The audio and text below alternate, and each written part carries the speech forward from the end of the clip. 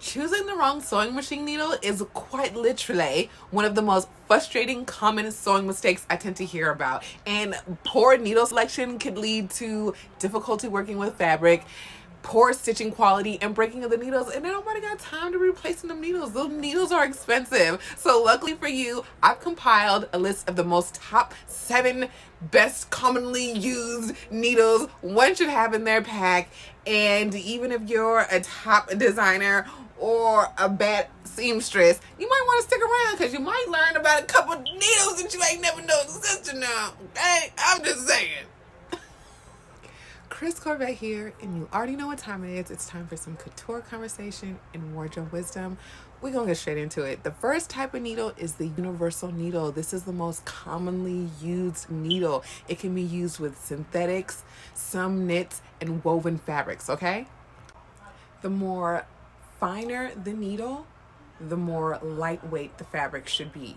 The larger the needle, you can use heavyweight to medium weight fabric.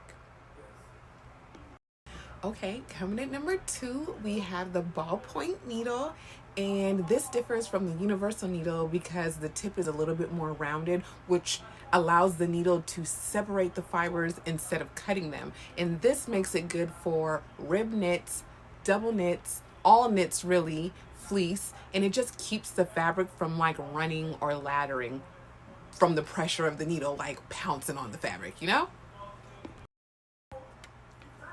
Okay, coming in at number 3 is the stretch needle, and the stretch needle has what's called a scarf. The scarf allows extra room for the hook to pass by the fabric really close and helps it create not a skip stitch. I don't know if that makes sense. Honestly, I think you should always have a stretch needle right along with the universal needle. Just take my word for it. And the fabrics that go with stretch needles are lycras, power mesh, 2-way, 4-way stretch, highly elasticated fabrics, elastic itself. So yes, number 3, stretch needles. Okay, coming in at number 4 is new to me, but not new to the fashion game. It's the denim needle. Now, the denim needle, listen, don't be cheap, don't be lazy, don't be trying to sew your denim with a regular needle, okay? The quality that you're looking for is gonna be found within the denim needle, all right? And let's be for real, get into it. Like, you don't just have to use your denim needle on denim. You can use it on heavy, dense fabrics like twill, canvas, upholstery, just the thick nitty gritty fabrics like that. You feel me? Oh, also the denim needle is very pointy and a strong shaft, so it makes it easy to push down so many layers of thick fabric, and it prevents it from bending and breaking. So that's another reason why it's really crucial, because if you sew denim, when you get to folding them edges together, denim can stack up really thick, and it's really hard to get a regular needle through it. You'll break like 50 needles if you try to use regular needles. So and leather too. It's good for leather. But yeah, go ahead and go on and get you a denim needle. Put that in the pack too. Okay, coming at number 5, we have the Microtech needle, also known as a sharp needle. And this needle is known for its pointy tip and its sleek shaft, whereas the denim needle had a thicker shaft. So this needle is supposed to be special. I don't have one, so this is just purely research that I'm giving you guys.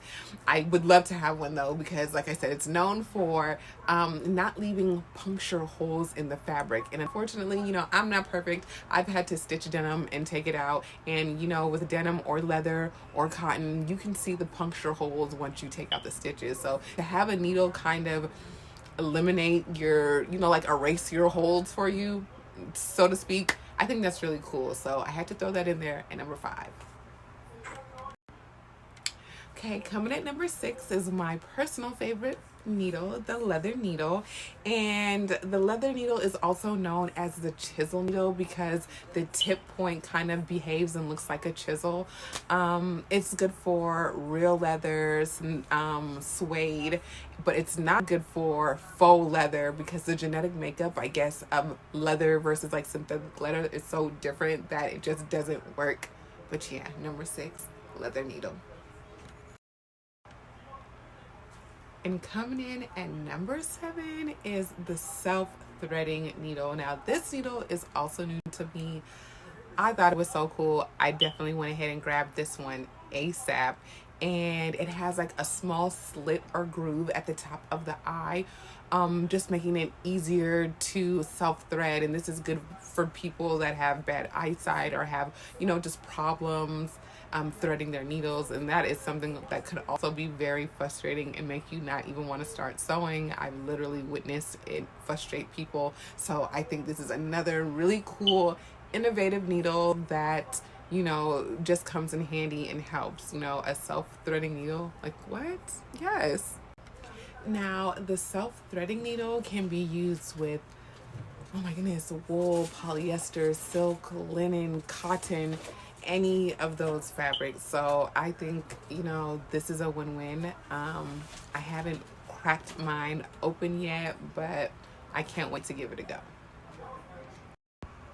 Wow, I can't believe you made it to the end of the video with me, and for that I thank you so much. I hope what I've shared with you has helped you in some kind of way, and I just want to remind my sewing artists that cotton and linen are, more easier fabrics to work with and great for beginners, while silk and delicate fabrics are gonna require more tender loving care. Now, synthetic fibers like polyester and nylon are very durable and wrinkle free, but honestly, the best way to decide what fabric to use for your project really goes back to the functionality and the look and feel you really want for your garment. Now, it's important to change your needle regularly, and if you notice your needle is dull or it's bending, don't even play with it.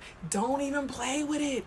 Just replace your needle, okay? Don't play with your wallet, because if you keep breaking needles, you gonna need to buy some more. Don't play with your machine, because if you break your machine, then you really gonna be mad, okay? So just to avoid all the wahala, replace your needles regularly. And to make it easier for you and to give you easy access, I've linked all of the needles I've mentioned in my Amazon storefront under Sewing Basics.